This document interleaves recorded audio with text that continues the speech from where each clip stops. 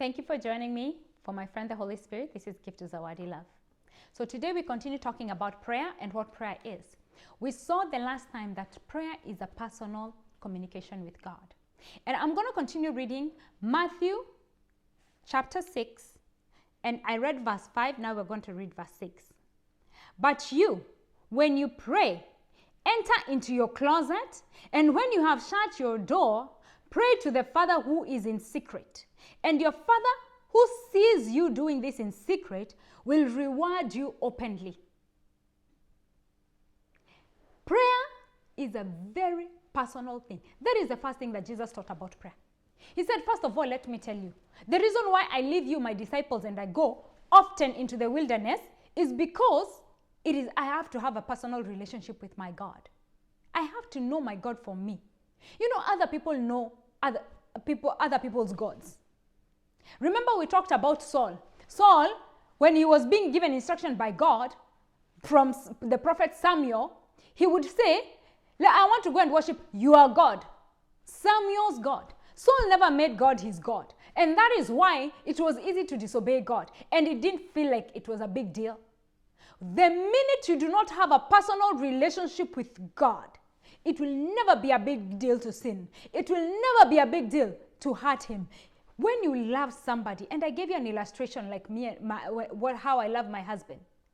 When you love somebody, you do not want to make them angry. You do not want to do anything that will make them angry, right? You know the limits. You know God is not pleased with this. Oh, why are you doing it? Because you love him so much, you do not want to go there.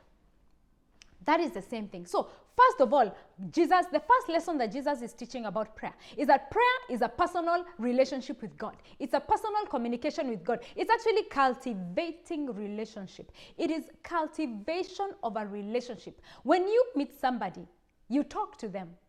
The more you speak with somebody, the more you speak with them, the more you know them, the more intimate you become, the more close you become. Why? Because you're hanging out with this person, right? So you speak with this person. Secondly, he said that it is a secret thing. It is not a public thing. You just don't go around announcing everywhere, hey, here I am praying, Father, and you're praying in front of everybody. You know, there are people who do that publicly, just for public show. And guess what? Jesus said they already have their reward. Leave them alone. That publicity that they want, that is all the reward they have. I don't want that reward. I want a reward that when God sees what I do in secret, he will reward me publicly. Because that is what Jesus says. Do it in secret. God will reward you publicly. Come and spend time with God secretly. Get up. Go hide yourself. Speak with God. It is private. It is personal. Make this a personal thing. This is something that I do with someone I love. I do it with them. It is personal. When you get into a place where you have God as a personal God, then it will not be hard for you to have God as in a corporate setting. It will be so easy for you to flow that even when people in church are not getting into his presence, you already get into the presence of God. Why?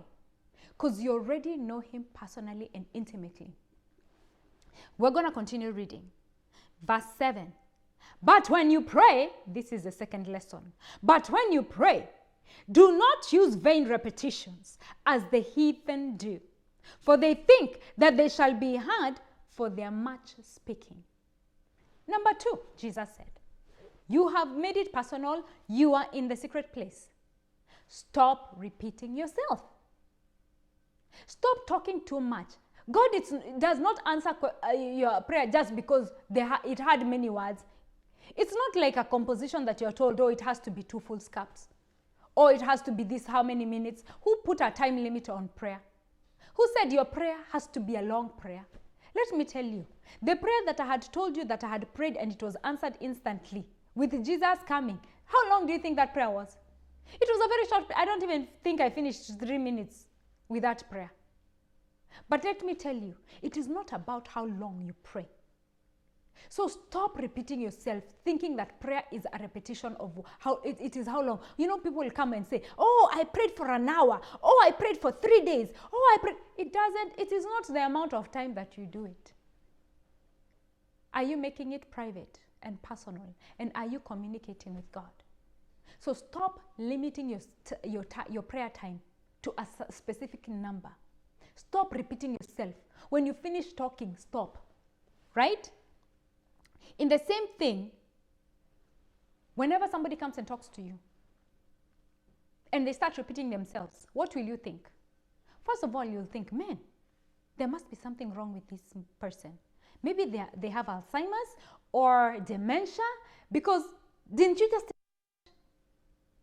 Another thing would be, maybe this person thinks, I'm so dumb, so they have to keep repeating because I'm not getting it.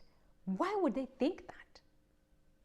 So, if you do not want somebody talking to you and repeating themselves over and over and over, that's a waste of your time. Why are we doing this to God?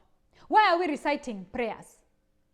Why are we doing all this bidding and all this stuff? Let us stop. Jesus said, stop vain repetitions. It doesn't help. Join me again as we continue this series. God bless you.